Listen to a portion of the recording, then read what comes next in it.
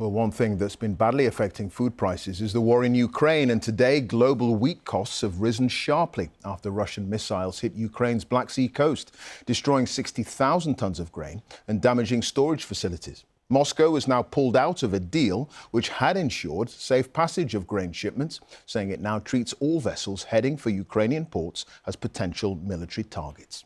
Our diplomatic correspondent, Paul Adams, has the very latest. Russia is lashing out. 3 nights of attacks on Ukraine's ports and their storage facilities. Russia has never been happy about the grain deal, but after the attacks and the rhetoric, is it going up in flames?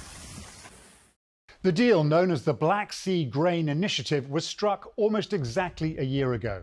It allowed Ukrainian agricultural exports, stuck since Russia's full-scale invasion, to start moving again. Ships sailed from 3 of Ukraine's Black Sea ports along an agreed corridor to a joint coordination centre in Istanbul, where all outgoing and incoming vessels were inspected. In the years since, Ukraine has exported around 33 million metric tons of corn, wheat and other products to destinations all over the world, including countries facing acute hunger, countries like Sudan, Ethiopia and Afghanistan. And here's what happened to the price of wheat. You can see that it rose dramatically after Russia's invasion last year. Then, when the grain deal was struck, prices started to fall back. But look here, when Russia announced that it was withdrawing from the deal earlier this week, the price started to rise again sharply. And that could lead to higher food costs for all of us. There are plenty of other reasons for global prices to go up and down, but Ukraine is a big producer. The world needs its grain. Vladimir Putin says he won't return to the deal unless the world meets his demands.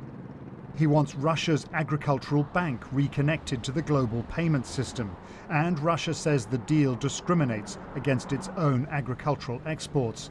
The West says that's not true. The deal could still be rescued. Turkey, one of its architects, sounds optimistic. If it can't be saved, Ukraine will once again have to find other ways to get its grain out. But road and rail are no substitute for ships. This precious lifeline is in jeopardy. Paul Adams, BBC News.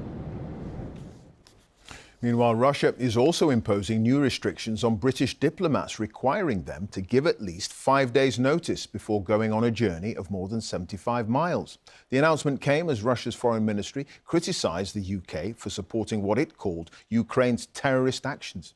Well, our Russia editor Steve Rosenberg is live in Moscow for us now. So, Steve, what exactly are these restrictions and why are they being imposed? Clive, this is all about making life difficult for British diplomats. What the Russians are basically saying is, OK, British diplomats, you want to travel around Russia, that's fine. But if you want to travel more than 75 miles away, A, you must now notify the authorities at least 5 working days before, and you must give all the information about your trip, where you're going, when you're going, how you're going to get there, who you're going to talk to, where you're going to stay. So pretty much everything. Now, the reasons for these restrictions, well, Russia says this is payback for Britain's hostile actions. It claims that Britain's been causing problems for Russian diplomats. It accuses Britain of demonising Russia. But I think what grates most of all with Russia is the fact that Britain is way out ahead in terms of its support for Ukraine, especially military support for Ukraine. And you should hear some of the anti-British rhetoric in the state media here and from Russian officials. I remember a few weeks ago, the former Russian President Dmitry Medvedev said that Britain has always been, is now, and will always be Russia's eternal enemy.